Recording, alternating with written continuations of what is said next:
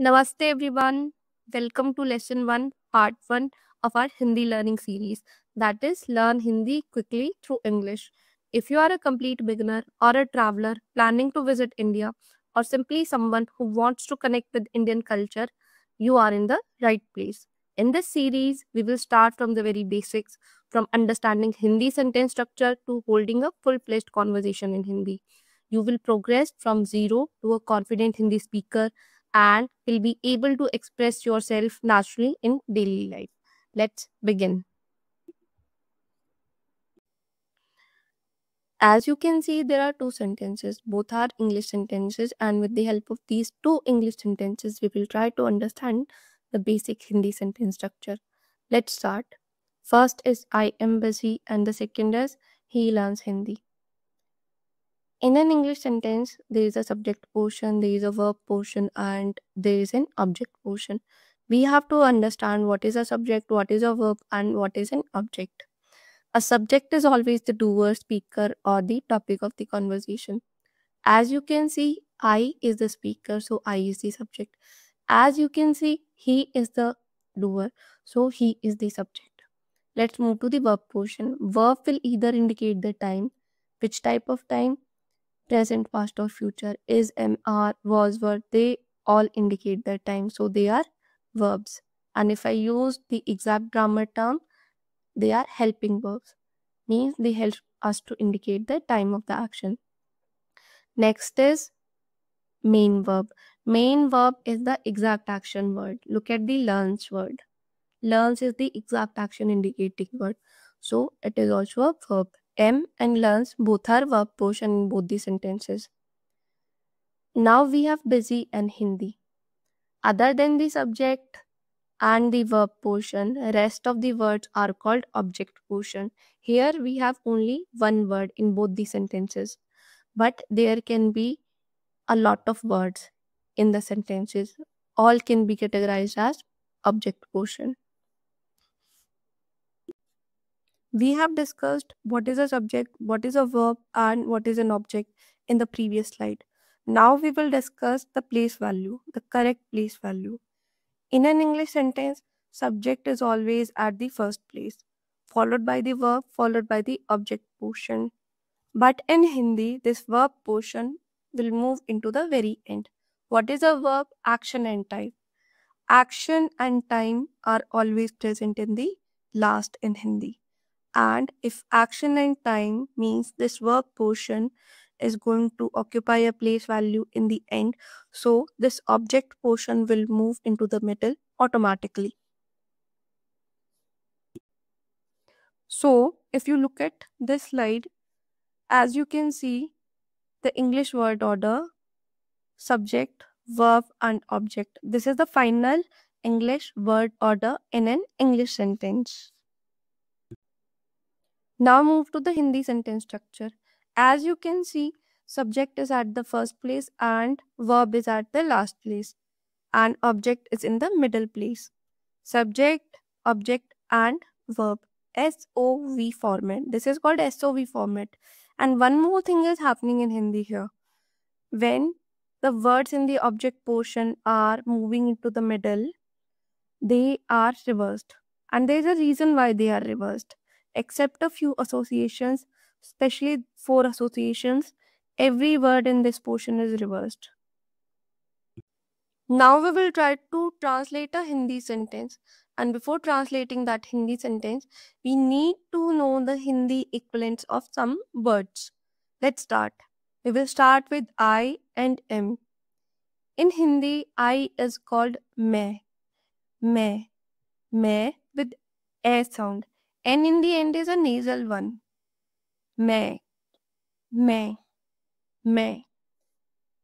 Let's move to the M. M in Hindi is called हूँ. N in the end is again a nasal sound. मैं and हूँ. मैं and हूँ. मैं and हूँ. मैं and हूँ. मैं हूँ. मैं हूँ.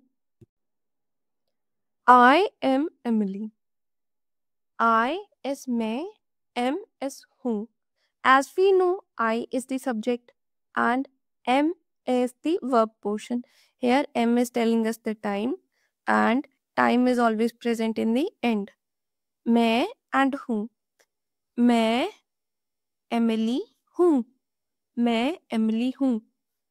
If I say मैं Emily हूँ, we can observe this thing मैं in the first place, Emily moved to the middle, M is placed in the end in the form of हूँ. मैं Emily हूँ. मैं Emily हूँ. मैं ओलिविया हूँ. मैं देविका हूँ. मैं बिजी हूँ. मैं ठीक हूँ. ठीक means okay. I am okay. मैं ठीक हूँ. So we have discussed the use of I and am. Let's discuss one more thing about this I and am, that is मैं and who.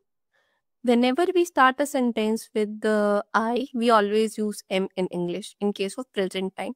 The same thing we will do in Hindi as well because both are exact equivalents. Whenever we start a sentence with मैं, it is always going to end with who. Who is never used with any other pronoun. Who is always fixed with मैं. If we talk about present time. Here, a few sentences are given for you to read aloud. You can do the same activity with me. Let's start.